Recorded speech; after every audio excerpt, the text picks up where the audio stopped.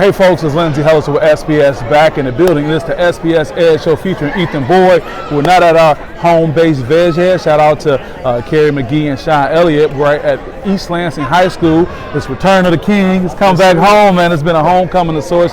Ethan is back at his high school that he played, of course, football at and basketball at. Man, I don't know, man. Do we need a security detail to get you through here, man? You was shaking hands, kissing babies. How did it feel to come back into the gym after so long? Yeah, it was a great feeling to come back here. It was a little weird though, used to knowing everyone here. Still know some people, but just not everyone. Yeah, and for the record, he's so humble. Let me just add, he was helping put the chairs away at the end of the game. I know, you just couldn't help it. Something to do. Sir. You got to see some of your former coaches, Coach Farraco. You guys had to have a good conversation. We'll talk about that. Got to see your trainer. Shout out to Nikki, the athletic director as well, man. It's just been a good thing for you. Yeah, for sure. So part of what we're going to do by being out here at East Lansing, we got one topic that we want to focus on. It's like, how do you avoid the tech? And it's so interesting that at Michigan State's game against Illinois just this past weekend, Jaden Akins got a technical foul. If you guys go watch, I got a chance to talk to Jaden after practice today. Coach Izzo talked about it, but it kind of became an organic thing for us. We even talked to some officials about things, and what we got from this conversation, including your great coach, former coach, that is Coach Farraco, is what mindset can come into that. And if it's not just a tech with basketball, Ethan, even with football and not getting those penalty flags, why is it important that athletes kind of maintain a certain mindset so not to get the technical fouls or get the flags and the penalties, you think? Yeah, it's important to maintain your poise when you're playing sports, because if you're angry or you're sad and you're acting out of emotion, you're not really being your true self.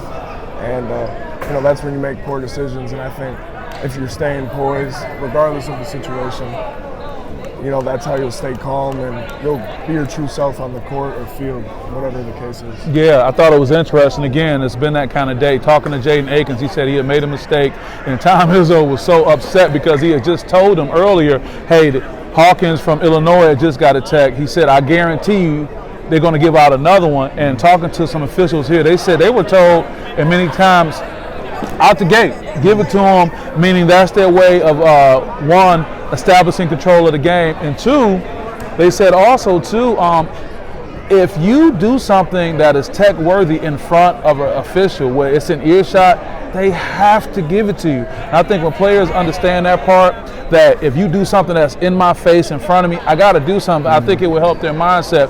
And one of the reasons that Coach Izzo was so bothered and so upset with Jaden getting the tech, he said he was more so concerned with the 2 points in the fouls. You've had the experience, this is going way back to high school, where a penalty can hurt. Have you seen these type of games in the playoffs or whatnot where a player gets a penalty and it can be so difficult and hurtful that it can almost cost them the game? Yeah, you see it all the time in sports where a player lets their emotion get in the way of things and they act out in a selfish manner, and the team ends up suffering from it. Yeah. Our hope is that people who go back and watch this, whether it's a player, whether it's a coach, whether it's a parent, we can convey this message that sometimes you can get so caught up in your feelings. I love what your former coach Farraco said. He said it's all about being at that middle ground. He's saying not getting too high, not getting too low, because my question to him is, what do you do when the emotions go into it? And that was also my question to Jaden as well. When I posed a question, I said, what is it that we don't know as media, as fans? And I can pose this question to you.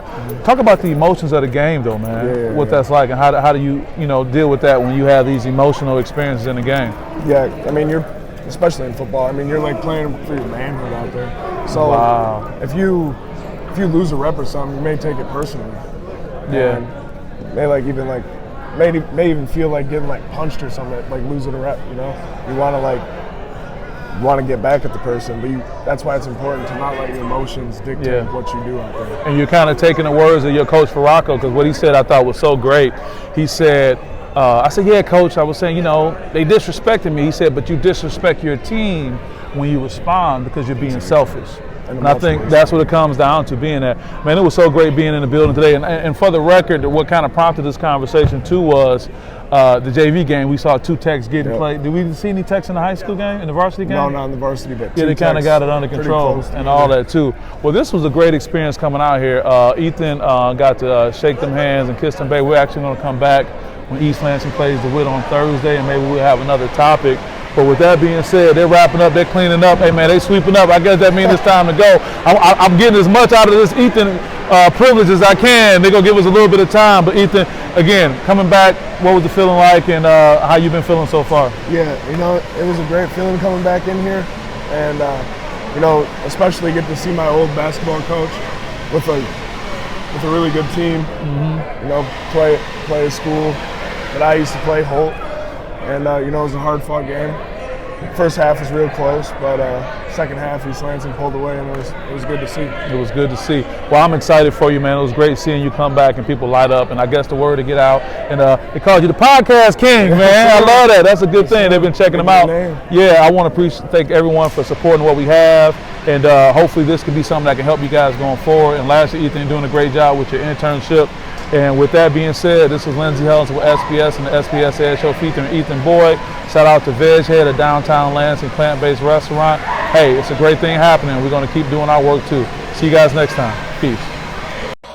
Here with Jaden Akins. His arm is still hot, being on fire, man. Talk about what's been happening with your game and your shooting that we've been seeing. We know you work hard. Coach Izzo compliments you about always being in the gym. But what's been happening with your shooting that you've seen such an improvement, that we've seen such an improvement? I would just say spending time in the gym even more, just working on my game a lot, having confidence in myself. If I feel like it's a good shot, I'm going to let it go with confidence and live with the results. So yeah, just working really. Coach Izzo talked to us about the tech heard around the world, and he said because of your character and your past situations, he didn't mind putting you back in the game. He just wanted to talk to you about it. What does it mean when a Hall of Fame coach like Coach Izzo says, because of your background, your character, and who you are, you get different grace than other people will get? What do you think about that? It means a lot. I try to be a good person, I had a mistake right there, that I could have controlled. We just talked about that and really moved forward, so that was all it was. What's the part that we don't get as fans, as media, just people watching the game, about the emotional part that overcomes you? What's the part we don't understand? You just get a little caught up. It's a big game.